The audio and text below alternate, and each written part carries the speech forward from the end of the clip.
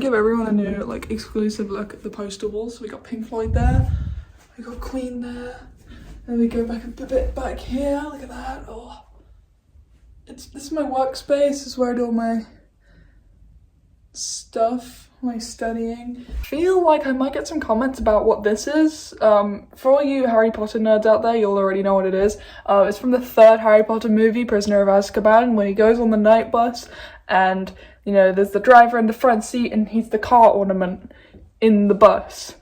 I got that from Harry Potter World. I spent too much money on it and I got it like 2 years ago. Hello and welcome back to my channel. I'm standing up and this is weirdly uncomfortable. You know, I'm used to sitting down at my desk and recording, but I'm standing today because I quite like the background today. It's pretty good. And I have to make sure that I don't move too far back because the CD table's here and I could very easily fall over that. Today's video is going to be my November listens, but not just my November listens. I'm also going to be blending it with my October listens because I don't think I ever really discussed what I listened to in October, and we're coming up to December now, so I want to try and get these all in by the end of the year because then I can go back and watch them and see what I was listening to at certain points. So October and November, there's like a theme throughout these 2 months that you will notice once I start talking about it, because it's mainly one band. It's mainly one band that I've gotten really into this past couple of months. It kind of started mid-October and it's still going on at the moment. By the way, Iron Maiden Christmas sweater because we're coming into the festive seasons, and you know what? It's nearly been a whole year since I started my channel, so I'm going to do something for my 1 year being on YouTube, you know, because it's been an explosive year for me, and not just on YouTube, just in life. Let's get started. So I'll start with October because that was nearly 2 months ago now. So the first album I listened to, this was very, very, very early on in the month, was the first Queen album. I revisited this with Yarn. I think we were on a bus journey or something, and I have one of those extension thingies I can put into my phone, or headphone splitters, that's it. You can have two people listening to music at the same time, and we played Queen because Queen is Yarn's favourite band, and this is the first album and it's got all the gems on it. And then obviously I listened to the new Dream Theater record. Very much enjoyed this album. I did a whole video about it. If you haven't checked that out yet, go ahead, it's on my channel. It shouldn't be too far away, mainly because I haven't really been posting that much and I'm starting to finally settle into uni, so the posts should become a bit more consistent. I've been doing more live streams. New Dream Theater album, this is A View from the Top of the World. I bought the CD literally after I listened to it because I was on the train from London to Brighton coming back, and I stopped off at HMV and I bought myself a copy of the album. Great album, really enjoyed it. I'm still revisiting this album fairly often, mainly because it was really good and they're going to be playing a lot of the material from that next year because, as I said, I'm going to be seeing them again for the second time next year. Great album, really enjoyed it. I know a lot of people have a lot of critical thoughts about Dream Theater, but I very much enjoyed that album because it was a good album musically and all that. Here we come into the more consistent theme.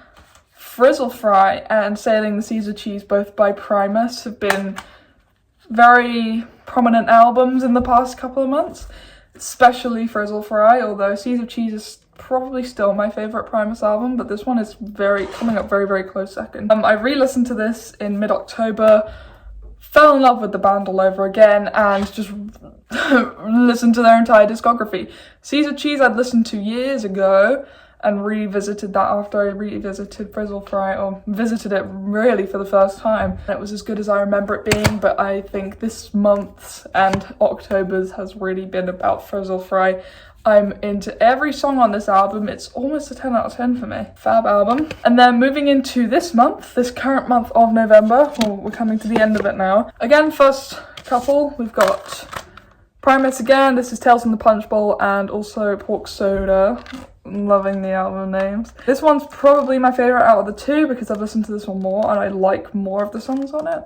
This one is still fabulous though. This album's so weird and I love it. It's just great. I love Primus. Like, I'm hoping they'll come over and do like a UK tour of some sort, or a European tour. That would be really great to just see them live. Like, that's probably top of my bucket list at the moment. And then Fear of a Blank Planet by Porcupine Tree. We're going to move away from Primus now because that's all the Primus that I listened to these past couple of months. I re-listened to this album when they announced the tour and I was getting hyped, so I was listening to a bunch of Porcupine Tree albums, and this one was the one that I listened to the most. I have my tickets. I'm going next year. I am super excited to see Porcupine Tree live because they have not been touring and have not released anything new for a long time, well over a decade. Re-listening to this was like, the excitement was building, even though it's literally a year from now. Or I'm so excited because it's such a great band. And I want to know what they've been getting up to, you know?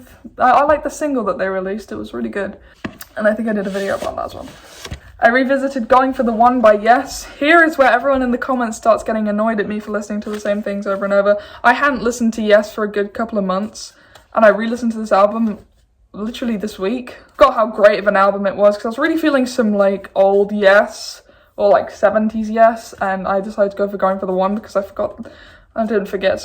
remembered that Awaken was on this album, which is one of my favourite Yes tracks. And this is one of my favourite Yes albums. It's definitely in my top 5, so definitely want to check out if you haven't listened to much Yes, because I know a lot of people ask me where to start with a lot of these bands, and I've done a video about it, by the way.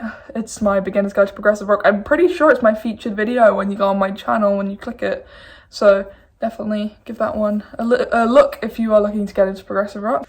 I completely sidetracked. Okay, so this is not by any particular artist, contemporary artist.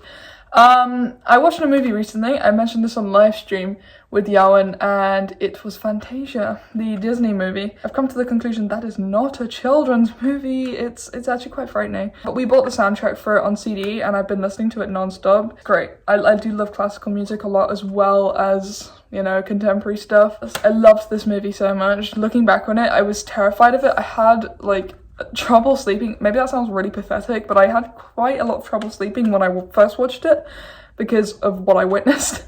But it's really great. I really love it. It's such a important film, you know. It's really good, and the soundtrack is amazing. And lastly, I was not going to forget this album these last couple of months because I've been pushing back listening to it because we've just had so much going on.